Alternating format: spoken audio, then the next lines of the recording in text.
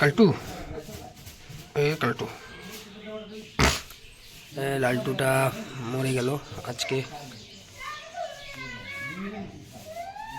কালকে খাচ্ছিল না, আজকে চলে গেল,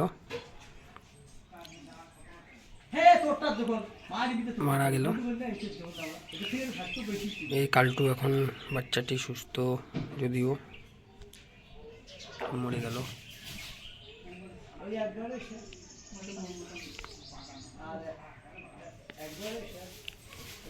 শক্ত হয়ে গেছে, শরীর পুরো শক্ত হয়ে গেছে, মারা গেল কুকুরটি।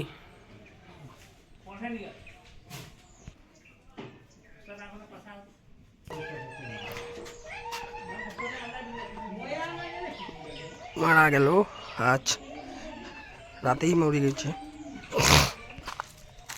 তো এখন একে মাটিতে দিয়ে দেবো, গর্ত করে রাখবো। জীবন কখন চলে যায়। এই নিষ্পাপ বাচ্চাটি আজ হঠাৎ করেই মরে গেল। বুঝতে পারলাম না কি হয়েছিল। কালকে আমি একটা ভিডিও পোস্ট করেছিলাম, কেউ আমাকে সাড়া দিল না যে বাচ্চাটির কি হয়েছে। আমি বুঝতে পারলাম না, খাচ্ছিল না, হঠাৎ করে সারাদিন না খেয়েছিল, রাত্রেবেলায় মারা গেল। অনেক কষ্ট হয়েছিল মনে হয়, বুঝতে পারলাম না কি হয়েছে। তো যাই হোক, এখন ওকে মাটিতে চাপা দিয়ে দেব, যাতে করে গন্ধ না ছড়ায় এবং ভালো থাকে নিজের সেই জন্য। তো বন্ধুরা সবাই ওর জন্য একটু মঙ্গল কামনা করো, যাতে ও যেখানে থাকে ভালো থাকে। এই ওবলা লালটু আমার ভালো ছিল, আদরের ছিল, আজ হঠাৎ করে মারা গেল, খুব খারাপ লাগছে।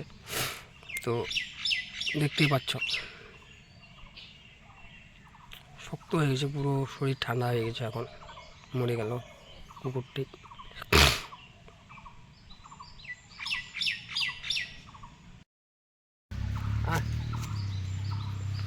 এই যে বন্ধুরা, ওর মাকে ডেকে নিয়ে আসলাম লাস্ট বারের মতো। চিমটি চিমটি চিমটি, জি লালটু বাচ্চাটা আজ সকালে মারা গেল, রাত্রিবেলা মারা গেছে। তো এখন ওকে আমি রেখে দেবো মাটির ভিতরে। তো ওর মা দেখো, লাস্ট বারের মতো ওকে নিয়ে আসলাম মার কাছে দেখাতে।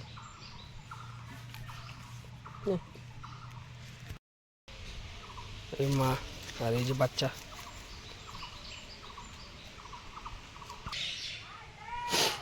তো গর্তটি খোঁড়া হয়ে গেল, এখন ওকে আমি একা গর্তের মধ্যে রেখে দেব।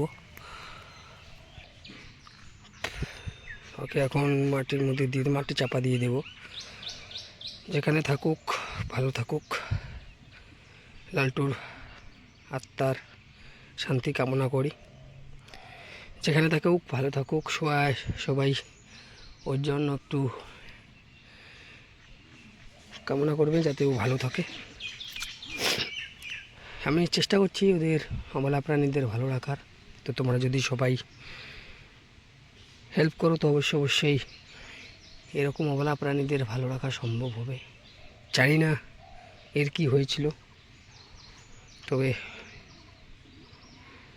চেষ্টা করেছিলাম ওকে বাঁচাতে পারলাম না। হঠাৎ করেই একদিনের মধ্যে এরকম হয়ে যাবে ভাবতেই পারিনি। তো পাশে থাকো বন্ধুরা। আজ খুব খারাপ লাগছে, লালটু চলে গেল। বাচ্চাটি আমার কাছে, আমি বাড়িতে আসলে ও আমার জন্য অপেক্ষা করতো, আজ চলে গেল, খারাপ লাগবে।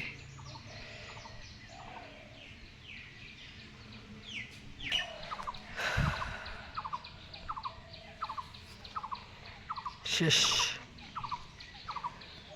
এখন এর উপরে মাটি দিয়ে দেবো, শেষ। তো ওকে এখন মাটি চাপা দিয়ে দিলাম। সবাই ওর জন্য প্রার্থনা করবে যাতে ও ভালো থাকে। ধন্যবাদ।